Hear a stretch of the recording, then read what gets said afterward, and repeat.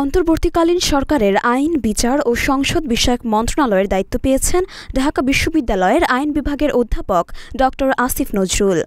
বৈষম্য বিরোধী ছাত্র আন্দোলনের শুরু থেকেই ছাত্রদের পক্ষ নিয়ে আওয়াজ তুলেছিলেন তিনি। এরপর থেকেই সর্বমহলে নতুন করে আলোচনায় ঢাকা বিশ্ববিদ্যালয়ের এই অধ্যাপক। আইন মন্ত্রণালয়ের দায়িত্ব পাওয়ার পরেই ২০২০ সালে আসিফ নজরুলের দেওয়া একটি ফেসবুক পোস্ট নতুন করে ভাইরাল হয়েছে, যেখানে তিনি লিখেছিলেন, কখনো ক্ষমতায় থাকলে দেশের উন্নয়নের জন্য কী কী পদক্ষেপ নিতেন। সেই স্ট্যাটাসে আসিফ নজরুল লেখেন, যদি ক্ষমতা থাকত আইন করতাম। বর্তমান বা সাবেক প্রেসিডেন্ট, প্রধানমন্ত্রী ও মন্ত্রীগণ চিকিৎসা নিতে বিদেশ যেতে পারবে না। এরপর কয়েকটি গুরুত্বপূর্ণ পয়েন্ট তুলে ধরে তিনি লেখেন, ক্ষমতা, চাকুরি বা ব্যবসা কোনোভাবেই তাদের সন্তানরা সরকারের সাথে সংশ্লিষ্ট হতে পারবেন না। সপ্তাহে অন্তত একদিন গণপরিবহনে চড়তে হবে। রাস্তায় চলাকালে তারা অন্য একটি যানবাহনও থামিয়ে রাখতে পারবেন না। বিদেশ গমনের ক্ষেত্রে তারা অতি জরুরি ছাড়া কোনো সফর সঙ্গী নিতে পারবেন না।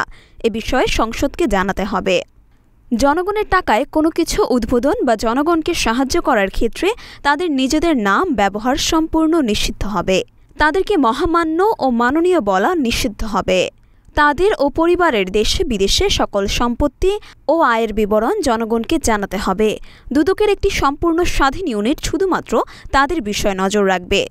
সবশেষ আসিফ নজরুল লেখেন, অন্যান্য ক্ষেত্রেও আরও বহু কিছু করতাম। যারা লুটেরা, চোর আর সন্ত্রাসী, তাদের জীবন নরক বানিয়ে ছাড়তাম।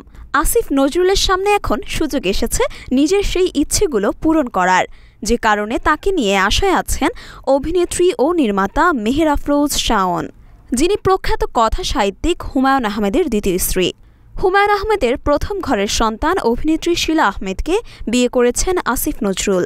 সেই দিক থেকে সম্পর্কে শাওনের জামাতা হন এই অধ্যাপক। সে কারণে শনিবার নিজের ফেসবুক অ্যাকাউন্টে আসিফ নজরুলের ৪ বছর আগে দেওয়া সেই স্ট্যাটাস শেয়ার করেছেন মেহের আফরোজ শাওন।